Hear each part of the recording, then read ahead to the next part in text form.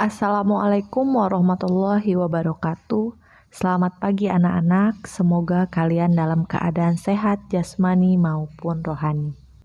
Marilah kita sama-sama melapas basmalah. Bismillahirrohmanirrohim.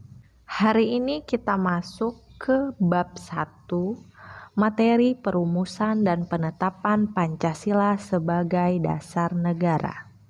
Silahkan simak video yang Ibu buat ini, semoga kalian bisa memahami materinya. Subbab yang pertama, sejarah perumusan Pancasila sebagai dasar negara. Poin pertama, pembentukan BPUPKI dan usulan dasar negara oleh tokoh perumus Pancasila. Pada 8 Maret 1942, Indonesia menjadi wilayah pendudukan Jepang. Hal ini terjadi setelah dilakukannya Perjanjian Kalijati. Perjanjian yang dilaksanakan di Kalijati, Subang, Jawa Barat tersebut menyatakan bahwa Hindia Belanda menyerah kepada Jepang dengan semboyan 3A. Semboyan 3A tersebut yaitu Jepang Pelindung Asia, Jepang Pemimpin Asia, dan Jepang Cahaya Asia. Pemerintah pendudukan Jepang mencoba menarik simpati bangsa Indonesia. Kemenangan Jepang di Asia tidak bertahan lama. Pihak sekutu yaitu Inggris, Amerika Serikat, serta Belanda melakukan serangan balasan. Sejak tahun 1944, posisi Jepang dalam Perang Pasifik terus terdesak. Pertahanan Jepang sudah rapuh. Banyak kota di Indonesia diserbu oleh sekutu seperti Ambon, Makassar, Manado, dan Surabaya. Bahkan beberapa pulau di sekitar Irian yang kini dikenal dengan sebutan Papua telah jatuh ke tangan sekutu. Dalam bayang-bayang kekalahan yang semakin nyata, Jepang berusaha menarik simpati Indonesia dengan menjanjikan kemerdekaan. Kemudian pada tanggal 17 September 1944, Perdana Menteri Koiso dalam sidang istimewa parlemen Jepang di Tokyo memperbolehkan daerah Hindia Timur atau Indonesia untuk merdeka. Selanjutnya, Letnan Jenderal Kumakichi Harada atau pemimpin militer di Jawa berusaha meyakinkan bangsa Indonesia tentang janji kemerdekaan. Sebagai realisasinya, pada tanggal 1 Maret 1945 diumumkan pembentukan Badan Penyelidik Usaha-Usaha Persiapan Kemerdekaan Indonesia BPUPKI atau Dokuritsu Chunbi Kosakai, istilah bangsa Jepang. BPUPKI dibentuk dengan tujuan menyelidiki berbagai hal dalam segala bidang kehidupan yang diperlukan sebagai persiapan pembentukan negara merdeka, yaitu Indonesia Merdeka. Bapak Rajiman Widyodiningrat dipilih sebagai ketua. Ia dibantu 2 orang ketua muda, yaitu Ichibangase Yoshio, orang Jepang yang menjabat sebagai Suchokan Cirebon, dan wakil dari Indonesia yaitu Raden Panji Soroso sebagai kepala sekretariat. Kemudian pada tanggal 29 April 1945 bertepatan dengan hari ulang tahun Kaisar Hirohito, anggota BPUPKI dilantik dengan jumlah 62 orang ditambah 7 orang Jepang tanpa hak suara. Bapak Soekarno tidak menjadi ketua karena dia ingin lebih aktif dalam berbagai diskusi.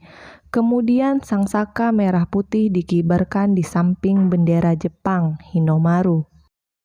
BPUPKI telah mengadakan sidang sebanyak 2 kali. Sidang pertama dilaksanakan pada tanggal 29 Mei sampai 1 Juni 1945.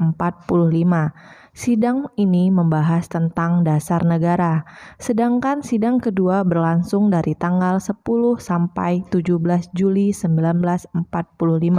BPU PKI melaksanakan sidang pertama di Gedung Chuo Sangiin di Jalan Pejambon nomor 6, Jakarta. Kini sekarang dikenal sebagai Gedung Pancasila. Bapak Rajiman Widyo Diningrat selaku ketua sidang menyatakan perlunya suatu dasar negara. Selanjutnya, beberapa anggota sidang menyampaikan pendapatnya tentang rumusan dasar negara. Rumusan-rumusan yang disampaikan memiliki perbedaan antara satu dan yang lainnya. Meskipun demikian, rumusan-rumusan tersebut tetap berakar pada kepribadian dan gagasan besar dari bangsa Indonesia sendiri. Selain itu, rumusan-rumusan tersebut didasari sejarah perjuangan dan semangat nasionalisme. Selanjutnya, Bapak Muhammad Yamin, Bapak Supomo, dan Bapak Soekarno mengajukan rumusannya tentang dasar negara. 3 rumusan dasar negara disampaikan secara berurutan. Pertama oleh Bapak Muhammad Yamin. Beliau mengusulkan rumusan pada tanggal 29 Mei 1945 dalam pidatonya yang berjudul Asas dan Kebangsaan Indonesia. Menurut beliau, dasar negara Indonesia yang akan merdeka terdiri dari 5 unsur, yaitu pertama, pri kebangsaan, pri kemanusiaan, pri ketuhanan, pri kerakyatan, dan kesejahteraan rakyat. Kemudian rumusan tersebut disampaikan secara tertulis dalam rancangan pembukaan Undang-Undang Dasar Negara Republik Indonesia. Rumusannya sebagai berikut. Pertama, ketuhanan yang Maha Esa. Kedua, kebangsaan persatuan Indonesia. Ketiga, rasa kemanusiaan yang adil dan beradab. Keempat, kerakyatan yang dipimpin oleh hikmat kebijaksanaan dalam permusyawaratan perwakilan. Kelima, keadilan sosial bagi seluruh rakyat Indonesia. Selanjutnya, perumusan kedua pada tanggal 31 Mei 1945 oleh Bapak Supomo menyampaikan pidatonya tentang dasar negara. Ia mengatakan bahwa negara Indonesia yang merdeka harus mempersatukan diri dengan segala lapisan masyarakat. Menurutnya ada 5 unsur yang menjadi dasar negara, yaitu persatuan, kekeluargaan, keseimbangan lahir dan batin, keadilan rakyat, dan musyawarah. Kemudian rumusan terakhir pada tanggal 1 Juni 1945 oleh Bapak Soekarno, beliau menyampaikan pidato tentang dasar negara Indonesia merdeka. Ia membuka pidatonya dengan kritik kepada pembicara dalam sidang yang dinilai terlalu meributkan hal yang kecil-kecil. Filosofi Pancasila yang menjunjung tinggi kesetaraan dalam keberagaman menjadi landasan kemerdekaan. Menurutnya, Pancasila terdiri dari 5 asas, yaitu sebagai berikut. Yang pertama, nasionalisme dan kebangsaan Indonesia. Yang kedua, internasionalisme dan pri kemanusiaan.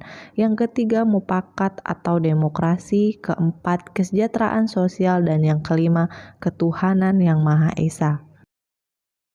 Rumusan dasar negara Pancasila yang dikemukakan oleh Bapak Soekarno menginspirasi para pendiri bangsa dalam sidang-sidang berikutnya tentang dasar negara. Untuk mengenang pidato tersebut, maka setiap tanggal 1 Juni itu diperingati sebagai Hari Lahir Pancasila. Kemudian ringkasan dari Pancasila disebut dengan Trisila yang isinya yaitu sebagai berikut.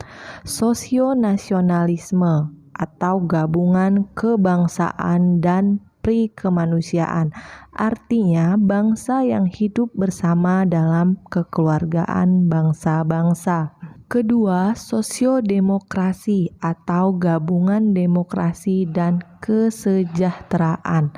Artinya, paham demokrasi persamaan seluruh rakyatnya dalam bidang politik, sosial, ekonomi, kebudayaan, dan agama. Dan yang terakhir, ketuhanan. Dimaksudkan untuk menjiwai dasar dari sosionasionalisme dan dasar dari sosiodemokrasi. Menurut Bapak Soekarno, Trisila tersebut jika diperas lagi menjadi Ekasila, yaitu gotong royong. Prinsip Ekasila adalah mendirikan negara gotong royong, artinya satu untuk semua, semua untuk satu, dan semua untuk semua. Oke, sekian materi yang dapat Ibu sampaikan. Semoga bermanfaat dan terus semangat untuk belajar. Ibu akhiri, wassalamualaikum warahmatullahi wabarakatuh.